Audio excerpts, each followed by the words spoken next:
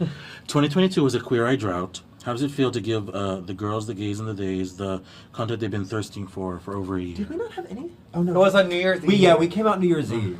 Oh, that's the beginning so of the year, January though. 1st. Yeah. Yeah. Tomato. What was the question? How does it feel to be back, giving the girls, the gays, and the days all the content they've been thirsting for? It feels good. It's always. It feels like the first day of school.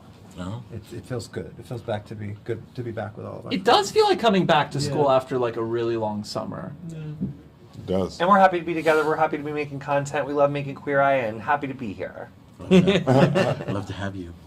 So, y'all are in New Orleans this season, and Tan, I read somewhere that you said this is one of the more emotional seasons y'all have ever filmed. Yeah. And so, that is saying a lot because there's been some tears shed over the series. So, can you speak a little about what makes the season so hard and emotional and rewarding for you? Yeah, sorry, I cut off your question. But yes, I mean, anyone who has seen the show knows it's a very emotional show, so that's a bold statement to say that it's a more emotional season. However, I think that the emotion doesn't come from just tears this time. You just understand the gravitas of a season like this when they've been through so much. The people in New Orleans have been through so much and are not just with Katrina, but with Katrina, and then also COVID and how they've recovered. And this is the first season that we've shot where we truly do feel like we're coming out of COVID and the celebration of new life. And I think that's why it makes it so emotional. I think we were all just ready for newness. So yes, Anthony cries often, which is so lovely, but there is emotion in a very different way, which I think is beautiful about this season. That wasn't a dig at you.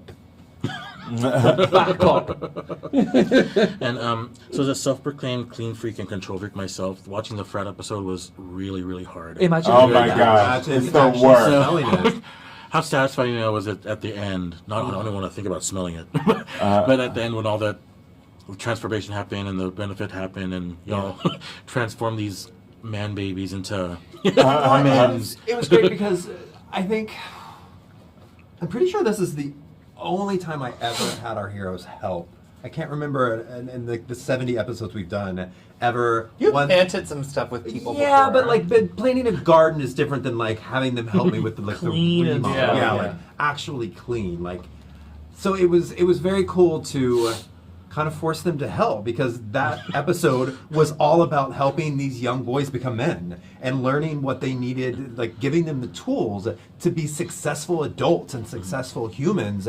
And that entails like how to keep, a nice home, how to be responsible, because, surrounding yourself with chaos creates chaos in your mind. And if you aren't getting that peace and solitude and recharging at home, you're not getting that out in the real world. So, then we say it starts at home. It really, really does.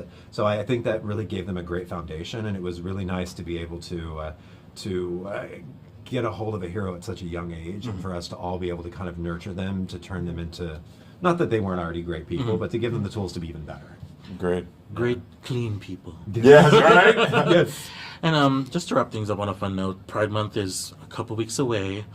Do you guys can you each get like one of your Pride essential, but then something you can also ditch that you don't want to see at a Pride ever again? I could do without boas. I could do without fans. Feather boas. I would They say startle me every time they must, pop. a must is water, and what's the opposite of a must? A don't is uncomfortable clothing. I have my thing that I would love to never see again at a Pride Parade. Those fuckwits who stand there with gays are a sin, all that shit. I'd love to never see that again. And the thing I would love to see is maybe just yay gays from those same people, just signs saying, yay, I've seen the light. That'd be fun. I would say, yes, for Pride, yes, going to your state capital. Let's get into a protest. Let's get into some community activism. Pride does not only have to be a parade, even though I do love a parade and I love a good Pride party, but can it be community? Can it be activism?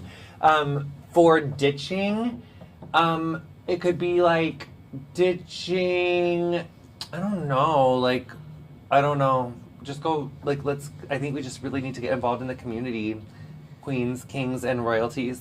Ditch the hate. Yeah. Yes. And that's ditch coming the from a hate. hater, so. I love that. I can